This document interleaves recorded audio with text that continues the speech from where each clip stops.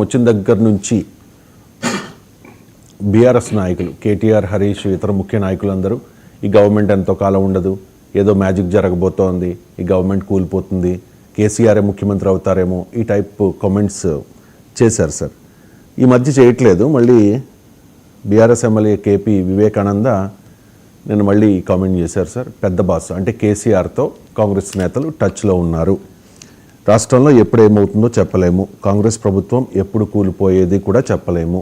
హర్యానాలో అలాగే మహారాష్ట్రలో కాంగ్రెస్ చతికిలబడింది, కర్ణాటకలో కూడా ఏమవుతుందో తెలియదు అంటూ కామెంట్ చేశారు. ఒకసారి వివేకానంద బయట.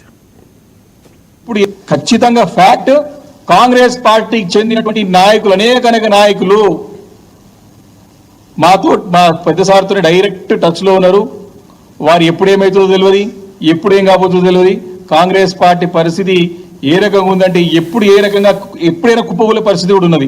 కాబట్టి ఈరోజు దేశంలో కూడా మొత్తం కూడా వాళ్ళకి అనుకున్న స్థాయి కంటే మహారాష్ట్రలో పోయింది, హర్యానాలో పోయింది, రేపు కర్ణాటకలో ప్రభుత్వం ఎప్పుడు పడిపోతుందో అని చెప్పి వెయిట్ చేస్తారు. దాని తర్వాత తెలంగాణలో అంటున్నారు. రకరకాల ఊహాగాలు ఉన్నాయి. రాబోయే రోజుల్లో మనం చూస్తాం.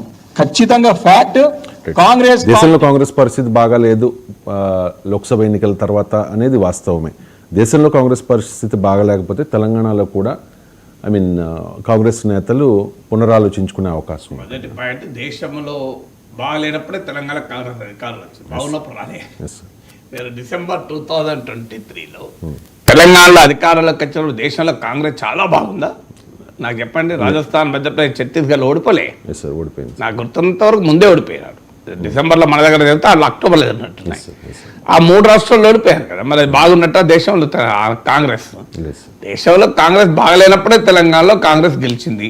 Number 1 point. తెలంగాణలో కాంగ్రెస్ గెలిచాక దేశంలో కాస్త బాగుపడింది. తర్వాత మళ్ళీ హర్యానా, మహారాష్ట్రలో ఓడిపోవచ్చు ఒకటి. ఇక 2 రాజకీయాలు ఏం జరుగుతుంది అన్న మిత్రుడు వివేకానంద తత్వము, ఎక్కడ ఏ పార్టీలో ఏం జరుగుతుందో ఎవరు చెప్పగలుగుతారు. సో కాంగ్రెస్లో ఏమవుతుందో, బీఆర్ఎస్లో ఏమవుతుందో మనిషి శాశ్వతం కాదు. మనం బయటికి వెళ్ళాక ఏమి జరుగుతుందో, ఎప్పుడు ఏమవుతుందో ఎవరు చెప్పగలం. ఈ క్షణం ఆరోగ్యంగా ఉన్న మానవుడు మరో క్షణంలో ఏమి జరుగుతుందో ఏమి చెప్పగలం అన్న తాత్విక చింతనలో ఉండాలి. ఇదంతా మొత్తం మాయా ప్రపంచంలో మనం ఉన్నాం. ఈ మాయలో ఎప్పుడు ఏం జరుగుతుందో తెలియదు. రాజకీయాల్లో ఒక పెద్ద మాయ. అందువల్ల ఎక్కడ ఏమవుతుంది, కాంగ్రెస్ పార్టీలో ఏం జరుగుతుంది, బీఆర్ఎస్లో ఏం జరుగుతుంది అనేది ఎవరము చెప్పలేరు.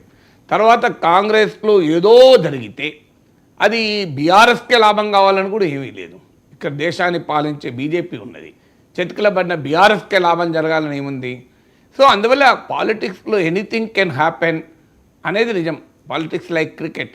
కానీ anything can happen will not just apply to Congress. It applies to BRS, it applies to BJP, it applies to every party. తక్కువ రిలేటివ్లీ బీజేపీకి తక్కువ.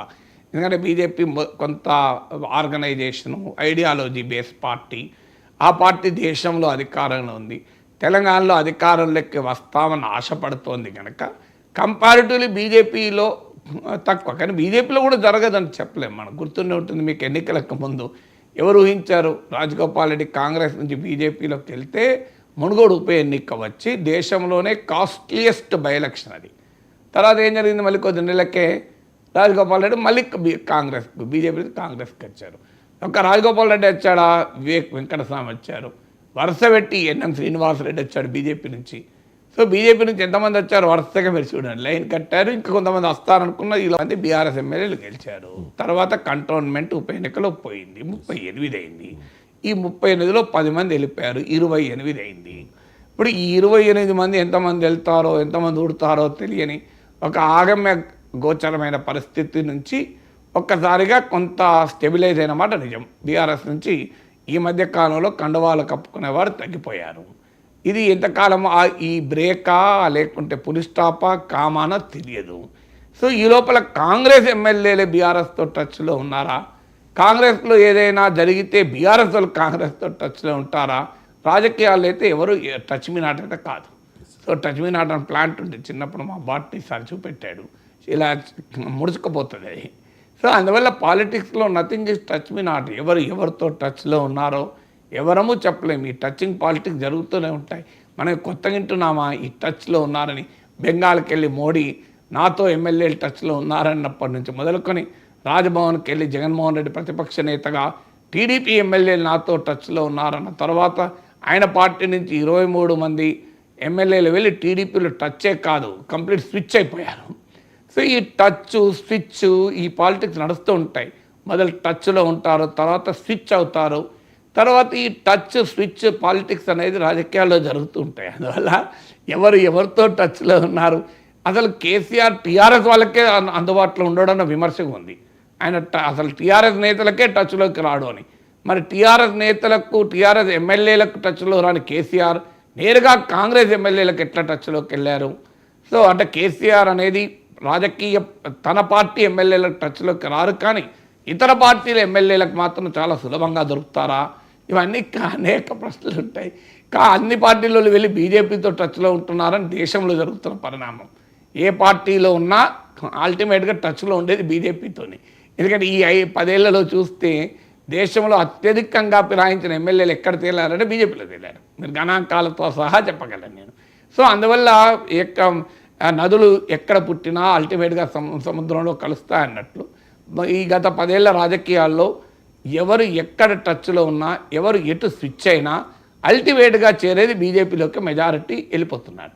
సో ఈ టచ్ స్విచ్ పాలిటిక్స్లో హయ్యెస్ట్గా బెనిఫిట్ అవుతున్నది భారతీయ జనతా పార్టీ. అది అందువల్ల ఎవరు ఎక్కడ ఏ టచ్ స్విచ్ పాలిటిక్స్ ఎటువైపు వెళ్తాయో ఎవరని చెప్పగలం. నాకు డౌట్ సార్, ఇక్కడ 10 మంది బీఆర్ఎస్ ఎమ్మెల్యేలు కాంగ్రెస్ పార్టీలో జాయిన్ అయిపోయారు. 26 మంది అయితే బీఆర్ఎస్ శాసనసభాపక్షం సిఎల్పిలో విలీనం అయ్యే అవకాశం ఉంది. దీనికి సంబంధించి చాలామంది నాయకులు అసెంబ్లీ సమావేశాల లోపే మేము 26 మంది వచ్చేస్తున్నారు, మిగిలిన 16 మంది అని చెప్పి చాలామంది చెప్పారు. ఏదో ఒక అద్భుతం జరగబోతోంది, ఆటం బాంబు పేలబోతోందని కూడా చెప్పారు. బట్ అలా జరగల. పార్లమెంట్ ఎన్నికల్లో కూడా లోక్సభ ఎన్నికల్లో కూడా బీఆర్ఎస్ పార్టీ చాలా ఒక్క సీటు కూడా గెలవని పరిస్థితి. ఇక్కడ కేసీఆర్ వేసిన మంత్రం ఏంటి సార్? ఆ తర్వాత